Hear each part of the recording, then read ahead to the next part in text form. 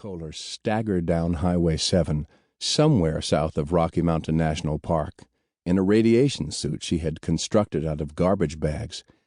A pair of ski goggles and a scarf shielded her face, but she was all too aware that they wouldn't be enough to block the radiation drizzling from the skies. A nuclear blast had almost blinded her 3 nights ago, and the fireball had set fire to the surrounding forests. All around her were views of the apocalypse. Blackened evergreen trees swayed in the wind to the northeast, carrying the scent of burning pine needles. Flames engulfed an entire forest to the southwest, filling the sky with a wall of black smoke that choked out the sun. When her car stalled out on the road, she'd been stranded. The National Guard soldiers had told her to stay put and wait for help. After 2 days, she decided to take action. Waiting meant dying. Running at least gave her a chance to reach help before it was too late. Martha's heart had been firing out of control since she had left her car. As a doctor, she knew what irradiation did to a human body. She had done everything she could to keep the radioactive material off her skin, but there was little she could do to stop breathing it into her lungs.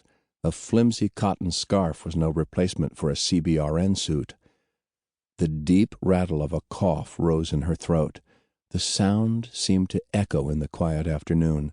She licked her cracked lips, desperate for a drink of water. A stream snaked along the left side of the road, but drinking the water would be a death sentence. She slogged along, searching for supplies or someone to help her. She hadn't seen another living person for 3 hours. Before that, a man had run from her, screaming nonsense about an alien invasion. Delirium was another sign of radiation sickness. For now, Martha's mind seemed whole, but if it wasn't, would she even know? She'd seen plenty of bodies on the road over the past few days. Another victim lay ahead. The elderly man was on his back, hands twisted like a praying mantis. A second corpse, rigid from rigor mortis, lay a few feet from the man. The gray-haired woman was facing him, curled up in a fetal position. They had died within reach of one another. At least they were together, Martha thought. She'd lost her husband to a heart attack 10 years ago. Regrets surfaced in her mind. They always found a way of coming to a head when disaster struck. Things she would have said or done differently during their marriage. She sighed and pressed onward, even though stars were bursting before her vision.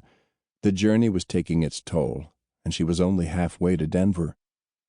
The soldiers had said to head that way to avoid radiation, but the bodies here told her she was still in the middle of the dead zone.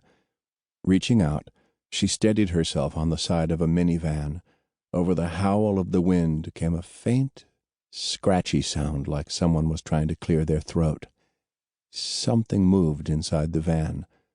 Martha peered inside the back window. 2 small figures were huddled together in the back seat. A body was slumped against the steering wheel, and judging by the pale, blistered skin on its exposed arm, the kids were probably orphans. She had been careful to avoid other people on the road. If anyone found out she possessed potassium iodide pills, which she carried in her medical bag, they would surely take them from her, maybe even hurt her to get them. But these kids weren't going to hurt anyone, and she couldn't just leave them here to die. She scanned the road again. There was motion down the highway to the east, directly under a bridge. Several clusters of bodies rested beneath the overpass. Loose clothing rippled in the wind, but there was no sign of anything or anyone alive that way.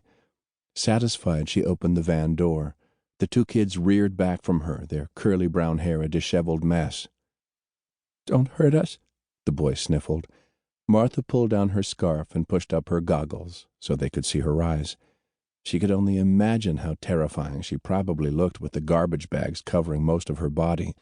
From a child's eyes, she probably looked like an alien. She summoned the same calm voice she used with kids at the beginning of a pediatric visit. "I'm not going to hurt you. I'm here to help." "Can you help our papa?" the girl asked. "Your father is sleeping," Martha lied. She pulled a piece of duct tape away from her waist and reached to retrieve the bottle of pills from her pocket. "I'm Dr. Martha Kohler, and I'm going to... To keep listening to this audiobook, I've left you a link in the description so you can do it, at no cost thanks to Audible's 30-day free trial.